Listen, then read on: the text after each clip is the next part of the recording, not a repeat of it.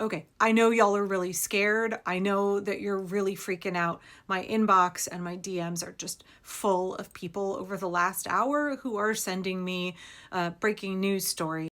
Folks are low-key freaking out over it. So I just want to take a couple of moments and de-escalate all of us. First off, I want to say I totally understand why you're scared. This news is scary.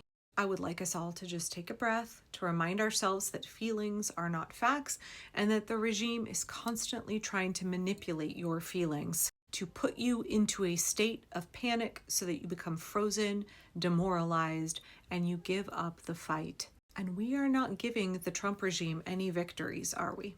No, we're not letting them take a single thing from us. We're not going to let them run us, and we're not going to let them run our feelings.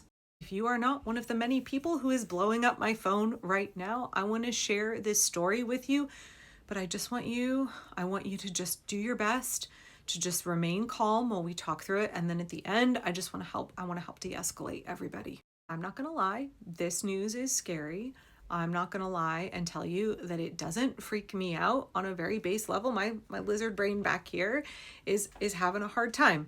Now, this story is connected to a story that likewise blew up my inbox when people really panicked over it. So do you remember a couple of months ago, there was this leaked memo, NSPM7. That leaked memo was all about the Trump regime's efforts to advance their authoritarian agenda to try and crush dissent inside the United States, to try to criminalize constitutionally protected speech by designating nonprofits, people as terrorist groups. Basically saying Antifa is a terrorist group, even though it's not a group at all. Like, where's their headquarters? Who runs it? It's not a group. Antifa is an idea. It simply means anti-fascist. And again, I said it back then and I'll say it now. If a regime is trying to criminalize being anti-fascist, if they're afraid of people being anti-fascist, what does that say about the nature of the regime? But there was a whole bunch of other shit in there about, like, you can't say things that are anti-Christian or anti-capitalist. They're going to try and label you as an errorist, right? And really, this is about going after nonprofits who are organizing to defend democracy, organizing to help people exercise their constitutional rights, defend their constitutional rights. It's really about trying to get those folks labeled as errorists in order to be able to attack the sources of funding. Right, they're trying to yank the funding out from these folks. And not only that, the point of this memo was to chill dissent, right?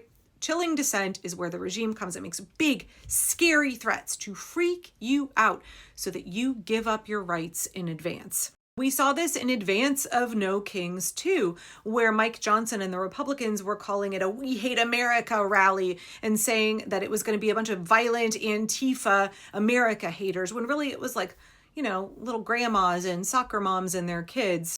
There was lots of actually patriotic, that backfired on them, right? That's the backlash effect, because what happened was that a lot of people brought American flags and Lady Liberty, paraphernalia, and they had a very pro-patriotic bent to No King's Day, because these are people who love America. We love the Constitution. We can acknowledge that America has lots of flaws. We're not nationalists, but we are people who are proud to stand for democracy and proud to stand for the U.S. Constitution. In advance of No Kings 2, they tried to scare everybody real bad in the hopes that it would suppress the turnout, and it had the opposite effect. People came out in record numbers.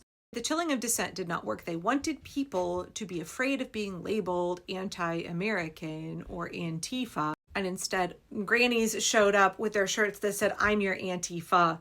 And that's what this NSPM7 memo was also trying to do, to scare you, to make you afraid to exercise your constitutionally protected right to protest, to assemble, make you afraid to engage in your constitutionally protected right of free speech. You can absolutely criticize Christianity in this country. You can criticize capitalism. But the Trump regime is trying to say that'll get you labeled as an errorist. I'm sorry, I can't use the real word too much because then YouTube has a meltdown. I find that YouTube's been getting a little stricter lately. People were really, really scared. And I had a lot of people when this memo was leaked that reached out to me and were like, "Angela, are you scared that you're going to get thrown in prison and be labeled an errorist?"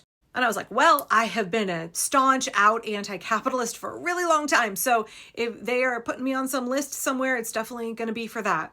but nothing that I do is illegal. I am proud to exercise my constitutional rights in public. Like Indivisible says, we are proud to organize out in the open. We are unashamed and unafraid because nothing we're doing is illegal. This is an intimidation tactic. This is a bullying tactic that the regime is using. Of course, autocrats have to chill dissent. Of course, autocrats cannot handle any valid criticism. Of course, autocrats cannot have people exercising their rights. Pam Bondi has been advancing this NSPM 7. It's been in the news a lot the last couple of days. We talked about it at the Indivisible meeting on Thursday. And then there's a story out today. I've been getting a trickle of emails about the NSPM 7 memo itself, but then today this piece that's out in The Intercept and other news agencies that are reporting on Donald Trump's comments, it's really freaking people out. I'm just going to read the first paragraph of this piece in The Intercept. President Donald Trump has shattered the limits of executive authority by ordering the summary executions of individuals he deems members of designated terrorist organizations. He also tested the bounds of his presidential powers by creating a secret list of domestic terrorist organizations established under the National Security Presidential Memorandum 7, or NSPM 7. Okay, let's take a deep breath in through your nose, out through your mouth. I think a lot of people who read this saw themselves. They worry that Donald Trump is going to order their summary execution because they are organizing with a nonprofit to resist fascism, or they have said things that are anti-capitalist or might not be like pro-patriotic, pro-Christian in the past. They read that NSPM 7 memorandum that is meant to freak them the fuck out, and then they see what Donald Trump said and they freak the fuck out. Please understand that what Donald Trump was trying to claim there was that he can blow up these boats and not get in trouble. Right? We already know that this is a violation of law, our law, international law, for the regime to do what they have done to these fishing boats that they claim are running drugs. The New York Civil Liberties Union has filed a lawsuit to try to get information around these boat strikes released. They said the Trump administration regime must stop these illegal and immoral strikes, and officials who have carried them out must be held accountable. But this piece in The Intercept today is addressing Donald Trump's domestic terrorist organization designation and how The Intercept has been trying to get the White House on the record about whether or not they think they have a right to summarily execute members that are deemed domestic terrorists, and that Donald Trump won't answer.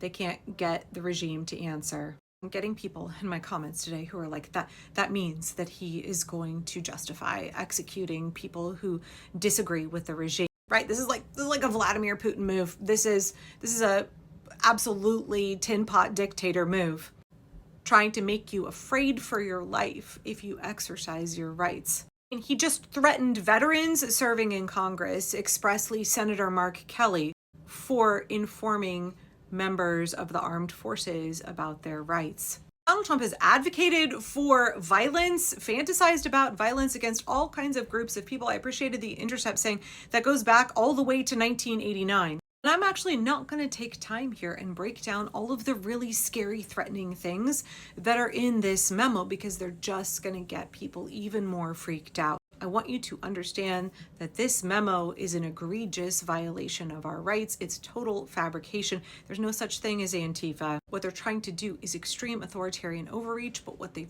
really are trying to do is to scare you into submission. As Leah from Indivisible said, seeing NSPM 7 operationalized is all about increased repression of political opponents.